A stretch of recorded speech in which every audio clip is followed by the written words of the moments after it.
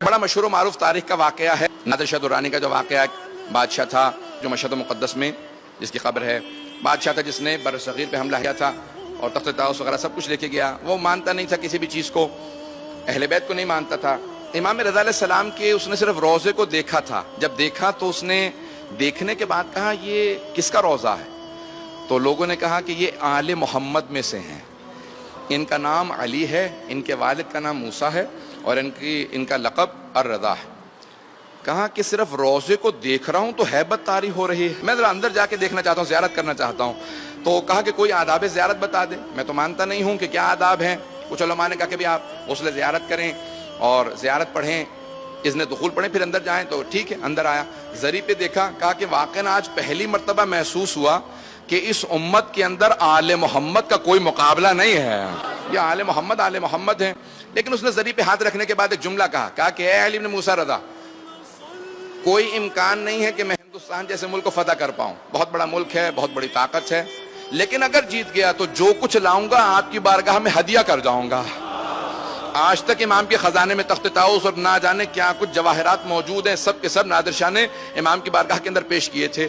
اس کے فوراً بعد وہ نجف اشرف گیا اور اس نے کہا کہ میں یہاں پہ زیارت کرنا چاہتا ہوں. جب وہ نجف اشرف پہنچا تو اس نے فوراً سوال کیا، اپنے گھوڑے پہ سوار تھا، کہ میں گھوڑے پہ سوار جاؤں زیارت کے لیے یا میں گھوڑے سے اتر جاؤں؟ بہرحال انہوں نے کہا کہ نہیں آپ گھوڑے سے اتر جائیں، کچھ نے کہا کہ نہیں آپ گھوڑے پہ سوار جائیں.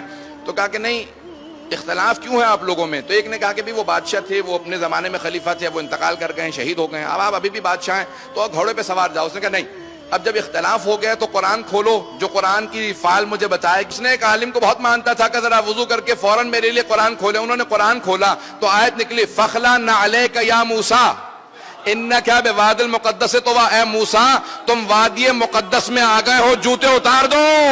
بس جیسی ہی آیت نکلی فوراً نادر شاہ اپنے گھوڑے سے اترا. کہا کہ گھوڑے پہ سوار تھا، یہ آیت نکلی ہے. پھر کہنے لگا کہ نہیں، یہ تو حضرت موسیٰ سے کہا ہے کہ اپنے نالین اتار دو، جوتے اتارے. کہا اتنا کافی نہیں ہے، وہ نبی تھے، میں ایک گنہگار ہوں، انہیں کہا گیا ہے یہ قرآن کی آیت ہے. تو اس نے ایک جملہ کہا میرے گلے میں ایک زنجیر ڈالو اور میں زمین پہ آ جاؤں گا، ہاتھ بنا کے چلوں گا، بس علی کی بارگاہ میں جا کے باندھ دینا اور کہنا یا علی آپ کا ایک جانور ملنے کے لیے آیا ہے. ممبر کا احترام میں اس لیے میں نے لفظ نہیں کہا. جیسے ہی پہنچا اس نے زیارت کی، بہت رویا. جب باہر نکلا اس نے ایک صحن ہے مولا کے باب توسی جہاں پہ ہے، وقت گزر رہا ہے، وہاں پہ اس نے دیکھا کہ بہت سے لوگ زمین پہ بیٹھے ہیں، کسی کی آنکھ نہیں ہے، کسی کا ہاتھ نہیں ہے، مختلف لوگ جو ہے معذور. کہ یہ کون لوگ ہیں؟ کہ شفا لینے آئے ہیں. کہ میں ان سے ملنا چاہتا ہوں. آیا پوچھا کبھی کیا بات ہے، کتنے عرصے سے بیٹھے ہو؟ کہ میری آنکھیں نہیں ہیں، 6 مہینے سے بیٹھا ہوں. کہ اب تک شفا نہیں ملی؟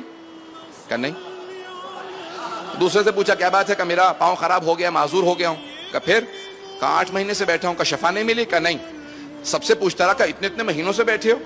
کہ سارے حرم کے دروازے بند کر دو. اور اس نے کھڑے ہو کے اعلان کیا کہ کل صبح فجر تک کا وقت دے رہا ہوں، جو شفا پا جائے گا گھر چلا جائے. یہ اعلان کیا، سب چیخے مار مار کے رونے لگے. کہ مولا آپ کے حرم میں آئے تھے، یہ بے انتہا سخت دل آدمی ہے، سب کو مار دے گا. صبح اٹھے اس نے کہا ایک ایک آدمی کو خود اپنی آنکھوں سے دیکھوں گا، کسے شفا ملی کسے نہیں ملی. جسے دیکھتا تھا شفا یاب تھا.